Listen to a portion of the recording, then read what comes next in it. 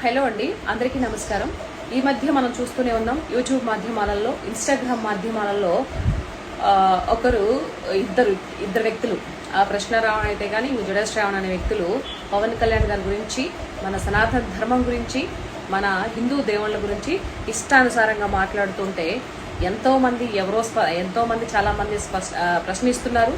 దానికి ఎందుకు ఇలా మాట్లాడుతున్నారు కూడా అంటున్నారు. కానీ ఒక్కరు మాత్రం ఏమి మాట్లాడకుండా సైలెంట్గా చూస్తూ వాళ్ళకి సపోర్ట్ చేయడం అనేది చాలా హాస్యాస్పదంగా ఉన్నది. సో ఇప్పటికే మీకు అర్థమైపోవాలి ఆ వ్యక్తి ఎవరనేది. The great one and only YS Jagan గారు.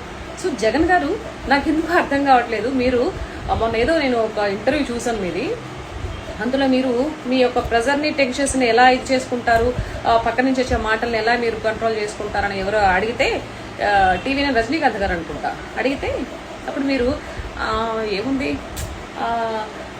ఒకలాగా పెట్టేసి నేను బాగా ప్రేయర్ చేస్తాను అని చెప్పారు. నాకు అప్పుడు ఆ విషయం చూసినప్పుడు మీ ఫేస్ కొంచెం బాధ అనిపించింది.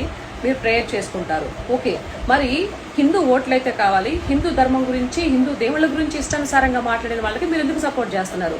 సో ప్రజలు ఇప్పుడు మీరు తెలుసుకోవాల్సిన విషయం ఏంటి అని అంటే, ఇలాంటి వ్యక్తులకి ఫ్యూచర్లో అవకాశం ఇస్తే హిందూ దేవుళ్ళను మొత్తం నాశనం చేసేసి, విగ్రహాలంతా ధ్వంసం చేసేసి, ఆల్రెడీ ఆయన ప్రభుత్వంలో ఉన్నప్పుడు రాముడి విగ్రహాల్ని, ఆంజనేయ స్వామి విగ్రహాల్ని అంతా కొలాప్స్ చేసేసి పడేస్తే కూడా అప్పుడు ఆయన ఏముంది మళ్ళీ పెట్టుకోవచ్చు అని ఒక చిన్న కామెంట్తో ఆయన చిరునవ్వు నవ్వుతూ ఆ మాట వేసే పక్కకి వెళ్ళిపోయారు.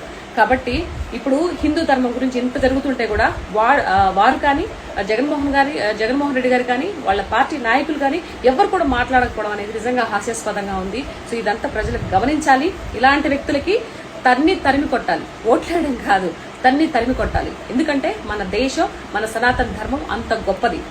మన దేవుళ్ళ గురించి ఇష్టానుసారంగా మాట్లాడే వాళ్ళకి సపోర్ట్ చేసే ఎవరైనా సరే చూపించాలి. మన హిందూ ధర్మం అంటే, మన హిందూ దెబ్బంటే ఏంటో వాళ్ళకి చూపించాలి. అయ్యో రెండోసారి దగ్గరికి రావాలంటే కూడా భయపడాలి. కాబట్టి ఇలాంటి వ్యక్తులకి సపోర్ట్ చేసే వాళ్ళు ఎవరైనా చెప్తున్నాను, వైఎస్ఆర్సీపీలు ఎవరు తెలుగు హిందూ ధర్మాన్ని పాటించి హిందూ దేవుళ్ళని కొలిచే ఎవరు లేరా అండి? అంటే మీకు మనస్సాక్షి లేదా? ఒక వ్యక్తి కోసం, ఒక మనిషి కోసం మీరు హిందూ దేవుళ్ళని వక్రీకరించే వాళ్ళతో సమాసం చేస్తూ వాళ్ళకి సపోర్ట్ మాట్లాడతారా? ఏం అనిపించట్లేదా? మీకు బాధ అనిపించట్లేదా?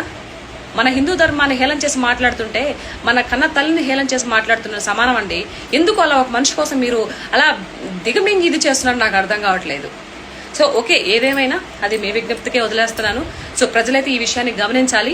ఇట్లాంటి వ్యక్తులను దగ్గర కూడా రానియకుండా వాళ్ళకి మీ యొక్క ఖరీదైన ఓటుతో సమాధానం చెప్పాలి. సో అందుకని ఈ చిన్న వీడియో అనమాట. తప్పులేదన్న మాట్లాడుంటే క్షమించండి. So Jai Shriram. Thank you so much.